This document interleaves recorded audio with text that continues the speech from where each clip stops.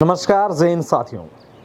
Delhi high court से army exam air force enrolment result वाले candidates को फैसले का इंतज़ार है, लेकिन इसी इंतज़ार के बीच अन्य जो फैसले आ रहे हैं वो वाकई में काफ़ी अलग नज़र आ रहे हैं।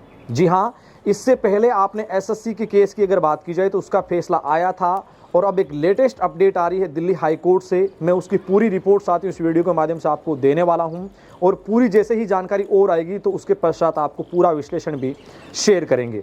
यहां आपसे जुड़ा इसलिए बता रहे हैं क्योंकि दिल्ली हाई कोर्ट में जो आज का जो फैसला आया है वो कहीं ना कहीं आपसे जुड़ाव इसलिए रखता है क्योंकि इस फैसले के इस केस के जो भी अधिवक्ता थे वो आपके army exam air force enrolment result का केस लड़ रहे हैं और ये वही अधिवक्ता है अंकुर जी छिबर जिन्होंने एसएससी का केस भी लड़ा था। और आज दिल्ली हाई कोर्ट में अर्धसैनिक बलों के पेंशन के मामले को लेकर दिल्ली हाई कोर्ट का फैसला आया है।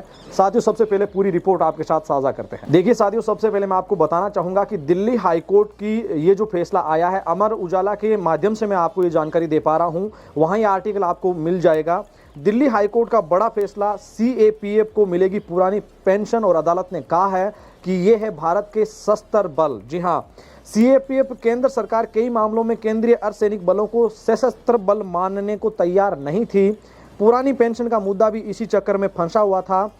1 जनवरी 2004 के बाद केंद्र सरकार की नौकरियों में भर्ती हुए सभी कर्मियों को पुरानी पेंशन के दायरे से बाहर कर दिया गया था। इसके तहत केंद्रीय अर्धसैनिक बल सीएपीएफ में पुरानी पेंशन व्यवस्था लागू करने को लेकर दिल्ली हाई कोर्ट ने बड़ा फैसला दिया है। श्रीनिवास बनाम भारत सरकार केस में अदालत ने केंद्रीय अर्धसैनिक बलों को भारत संघ का सशस्त्र बल माना है।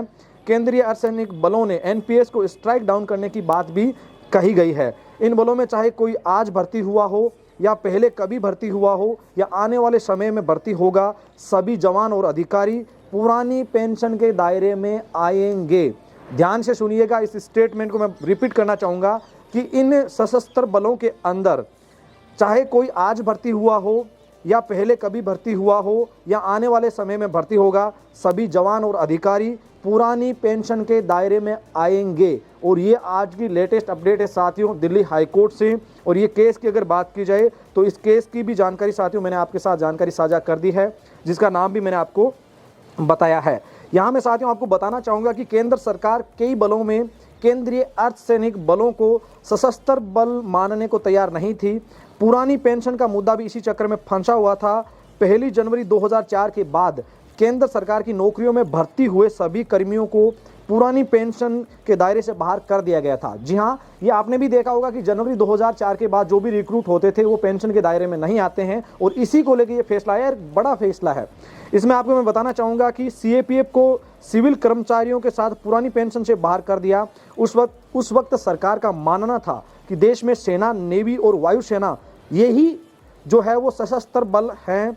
बीएसएफ एक्ट 1968 में कहा गया, बीएसएफ का जो एक्ट है 1968, इस एक्ट के अंदर कहा गया कि इस बल का गठन भारत संघ के सशस्त्र बल के रूप में किया गया था।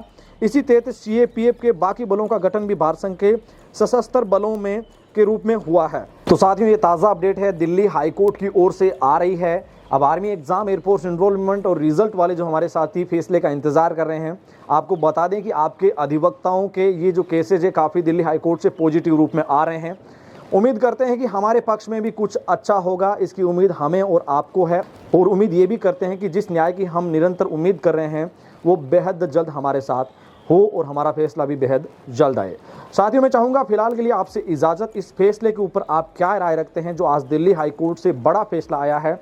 हालांकि ऑर्डर जैसे ही आएगा सामने उसका पूरा विश्लेषण साथियों हम आपको बेहद जल्द साझा करने का प्रयास करेंगे। इस फैसले के बारे में आपकी क्या राय है कमेंट सेक्शन के माध्यम से ज़रूर बताइएगा।